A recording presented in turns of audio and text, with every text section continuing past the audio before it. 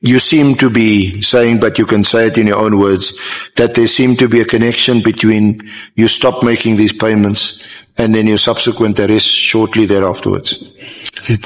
I will say that was one of the reasons, but the other reason, as we go on, and then I will explain about it. Yes. Yeah. Okay. Now, if we could just round off on former Minister or Minister Mkhunu. You say at paragraph 114 on page 27 that you learned from Minister Cele that there was a big dispute between the two. Yes, that's what he told me. And that was according to General Cele? Yes. Okay. And that's why he encouraged you to maintain your communication with Mkhwanazi? Yes. But you had never,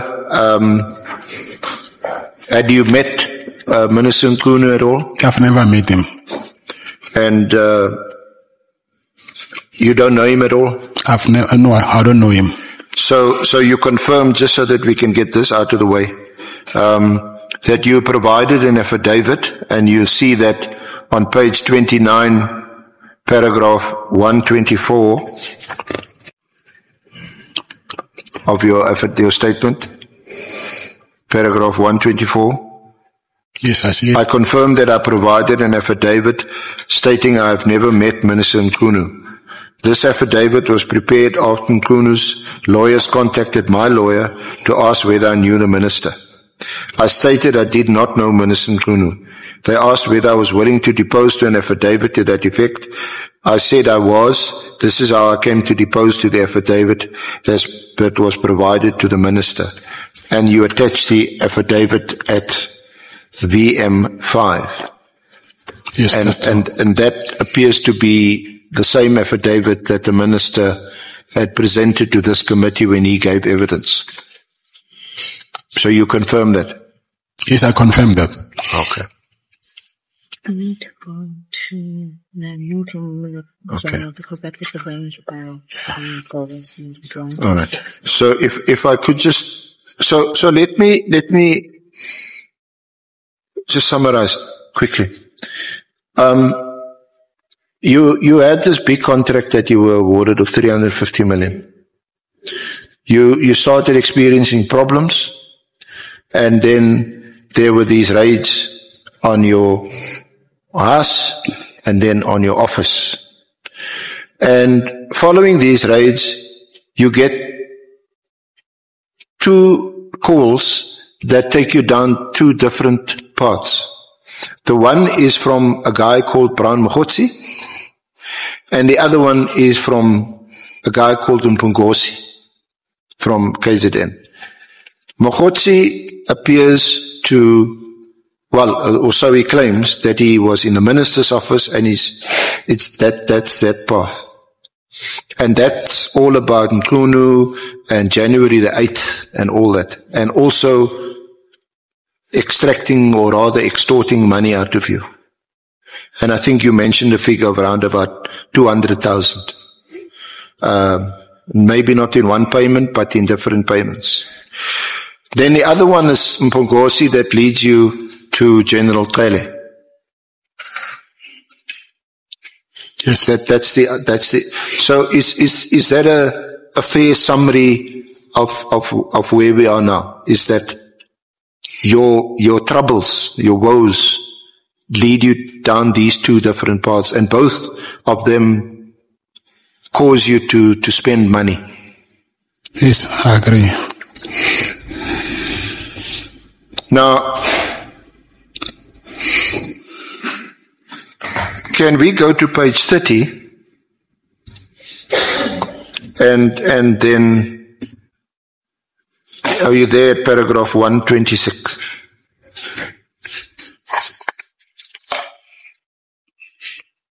Paragraph? Sorry, you said paragraph what? 126? It's page 30, paragraph 126. Yes, I'm here.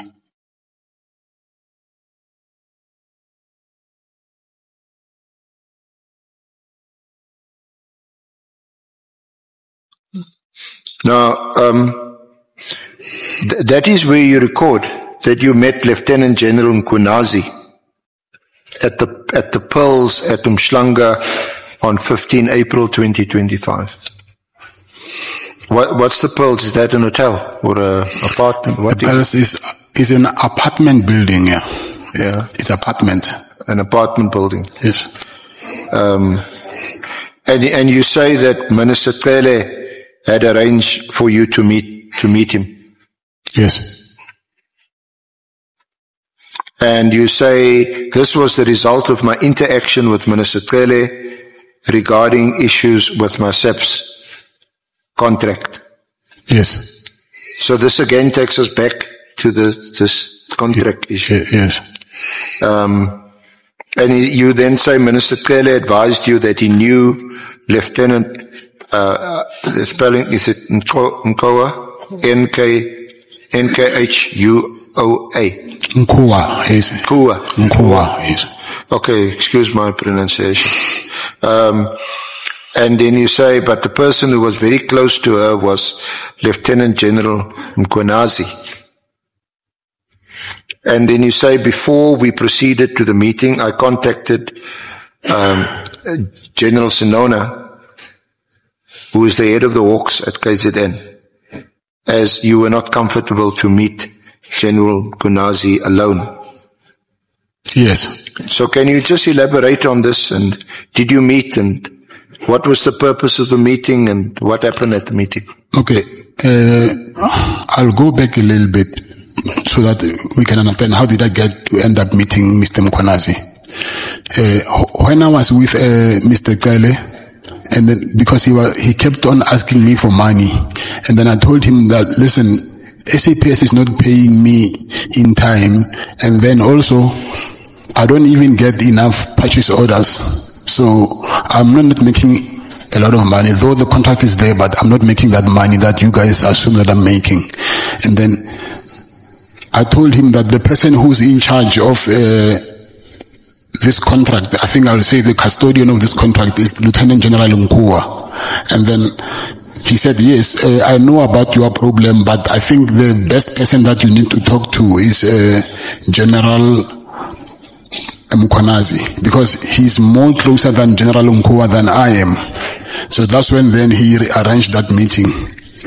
So when I met with General Mkhwanazi, he said to me, yes, I hear about your problem that you're having, so that that they don't give you guys enough work. They just send work in send drips so that they don't breach their contract. But actually, if it was according to them, they wouldn't send any purchase orders at all. They just send small purchase orders so that they can just keep you entertained. So, but they're saying actually what they want to do is cancel this contract. So, and he said to me, they actually met, he said there was a police summit in somewhere in Emperor's Palace.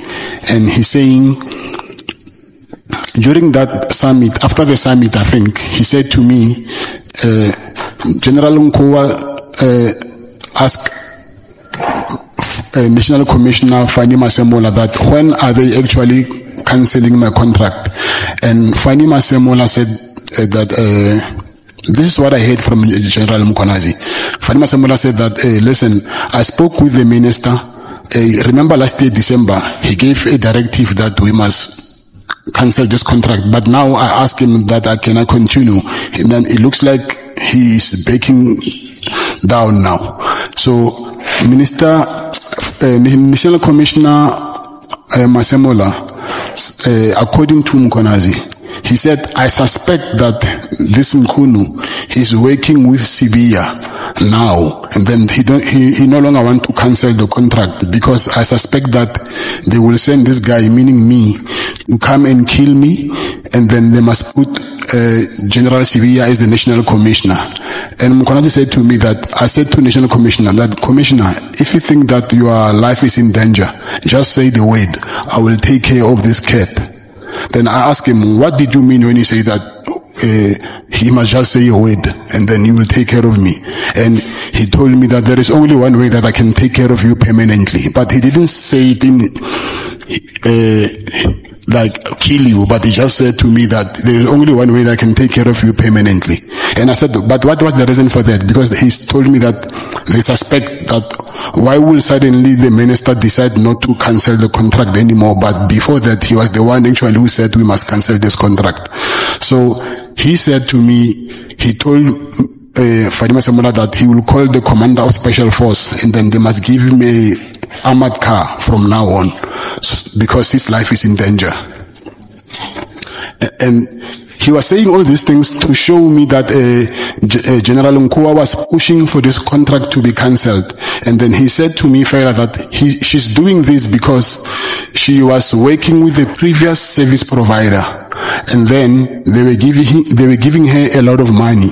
That's why she could afford to buy properties and convert them into B&Bs. And he even gave me one address of her properties, which I wrote it down later. And then when I came back to Pretoria, I went there actually to check the property, and then I even took a street number and pictures of that property that he said is one of the properties that she owns, and there's no way that she can afford such properties with a salary from SAPS.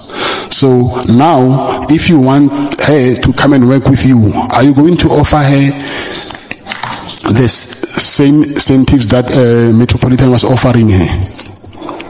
Then I knew that I was very in deep trouble than I thought I was, because of now he was saying there is no way a woman like a general like her that she will just dump people who were offering so much money and come work with you. It's either when I tell her that she must come work with you, then you will continue doing what these people they were doing to her.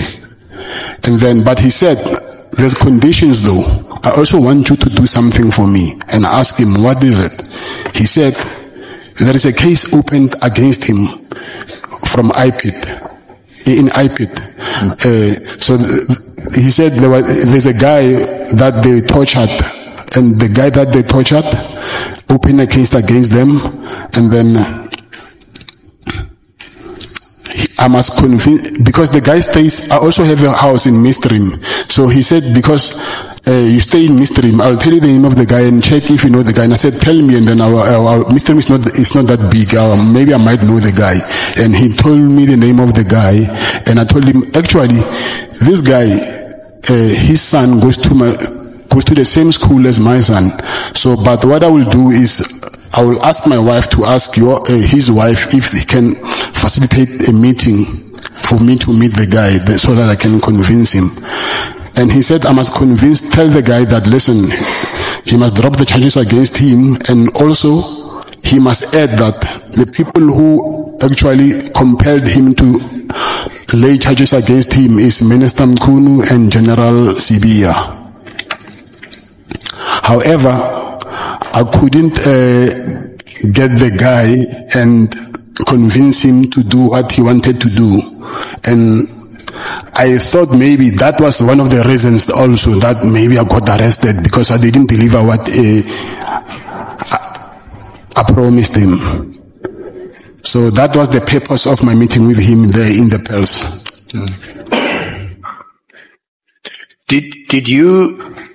Are you sure that you didn't meet General Mkhwanazi because you, in exchange for assistance to get the purchase orders placed with you, pursuant to the contract, that you were prepared to offer him information on Sibiya? I don't follow your question. I said, are you sure that the purpose of this meeting with General Mkhwanazi was not that he would have been prepared to speak to the head of HR to place orders on the contract which was then awarded to you? It hadn't been cancelled yet, but it would be in exchange for information about Sibiya. So if I get this right, you're saying the purpose of my meeting was for me to give General Mkhwanazi information about Sibia. Yes, I'm asking you if that was not the purpose of the meeting. Then he's the one who arranged the meeting. Then how did he know that I want to give him information about Sibia? Because he's the one who arranged the meeting, not the other way around. So what are you saying, that did he request the meeting? No, I'm saying Begitgal arranged the meeting with him, and then he said it, and then he accepted, and then he said to me he needs help about what I just told you. And then he mentioned obviously that he wants information about Sibia, but I told him that Sibia, I don't know him to that level that I can get next to him and get information. Not even Sibia only, even the minister. And then that's when he said, rather ask this person to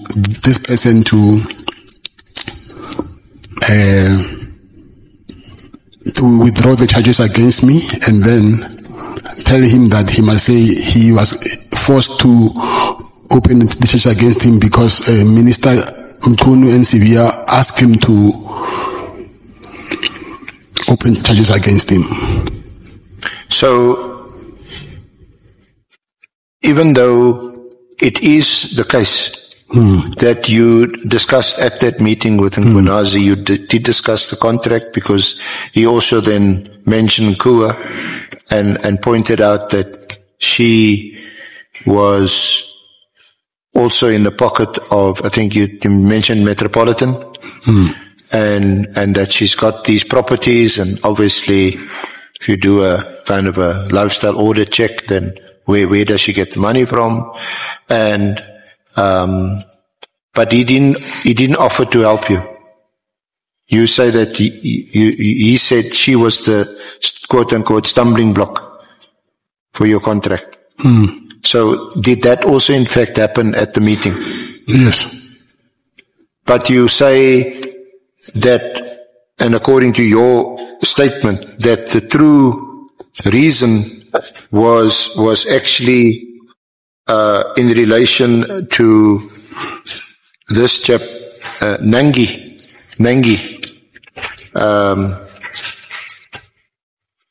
to convince him to withdraw the charges because Nangi had been assaulted and all that.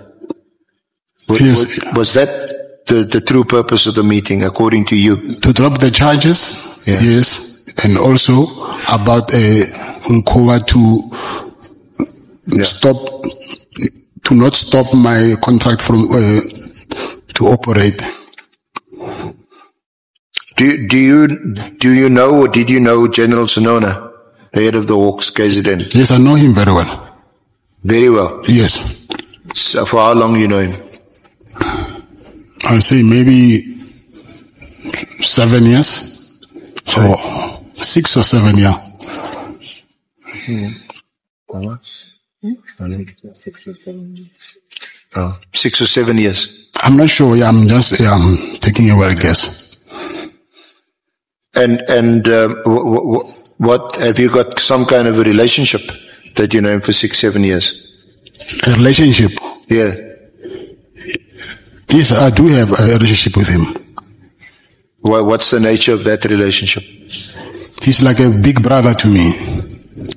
Okay. And he actually married his last wife now that he married. She's my cousin. No, not a cousin, but we share the same surname. So I'm not related to her, but you're going to end up saying I'm your cousin. Yeah, but you are.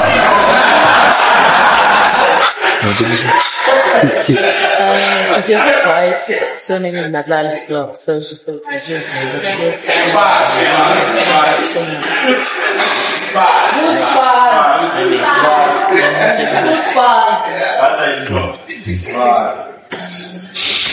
Okay.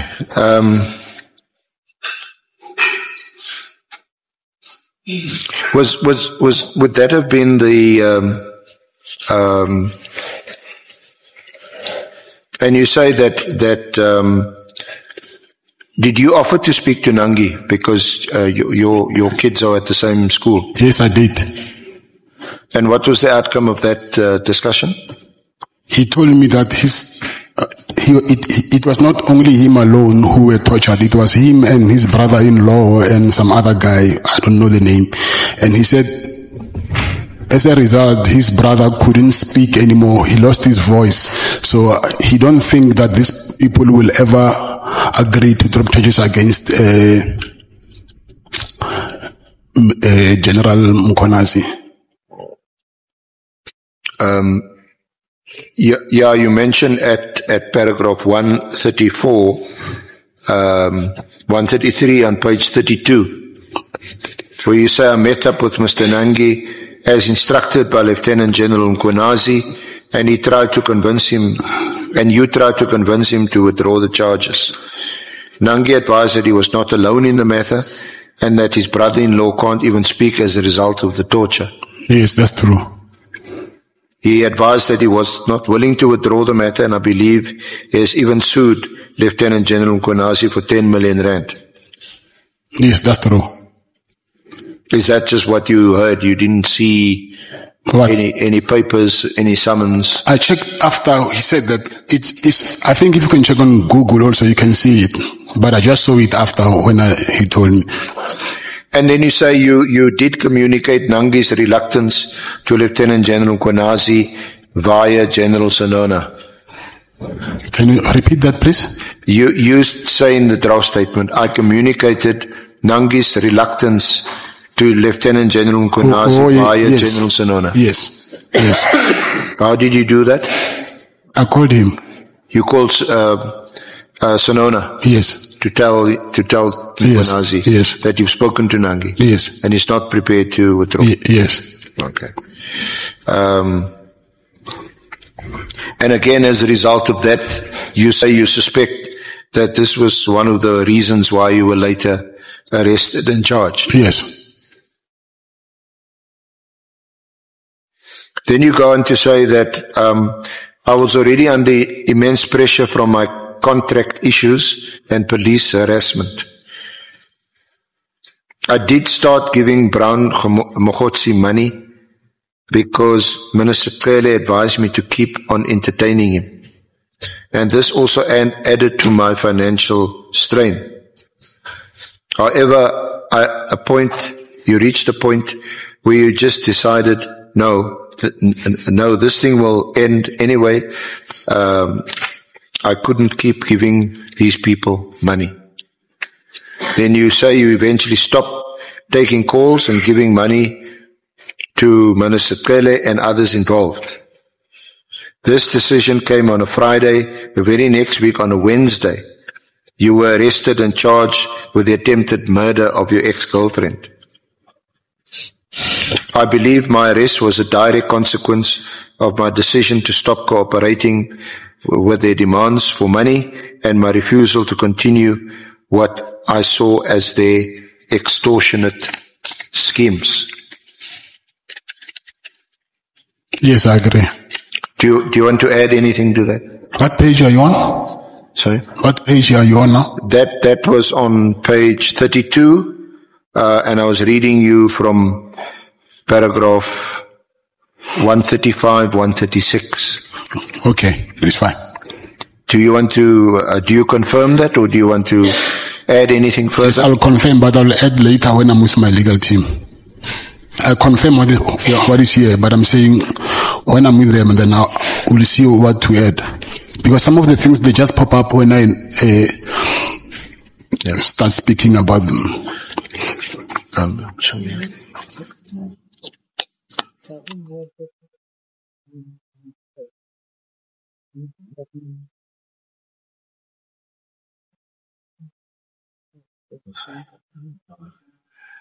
Yeah, I'm thinking to start a new angle.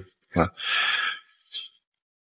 Honorable Chair, this would be, with your leave and the Honorable Committee's leave, a convenient point to adjourn before we pursue a new aspect, and we'll do our level best to take no more than 2 hours tomorrow morning to conclude. You want to adjourn now? Sorry, Chair? You want to adjourn now? To adjourn now, yes. Matlala usashishicha. You still want to give more? No. I don't know. What time is that? It's quarter to 5. Okay. Yeah, I think we can adjourn. And then tomorrow we start at 10. At 10. I don't know. I'll discuss. I don't know what time they'll be here. I need to talk to them first. I need to talk to my legal team first and ask what time will they be here tomorrow. Because I would love that before we start them, at least I can get a brief from them. And they requested 10 o'clock to us. To start at 10? Okay, then it's okay. Meaning they'll be here much earlier, I assume. Yeah,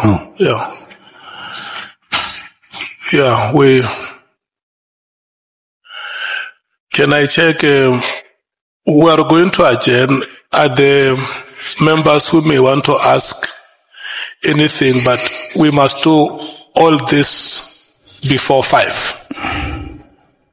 Honorable Nomvalo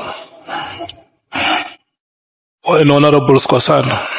Yeah, thank you very much. No, Chair, I just want to check with the SC advocate, Arenze, if he has arranged with the lawyers of the witness in relation to the statement, the correct statement, because the witness before us has been making an indication that there are some errors that he needs to correct in the statement. 2, like we said earlier, we're not comfortable with cross-questioning a witness.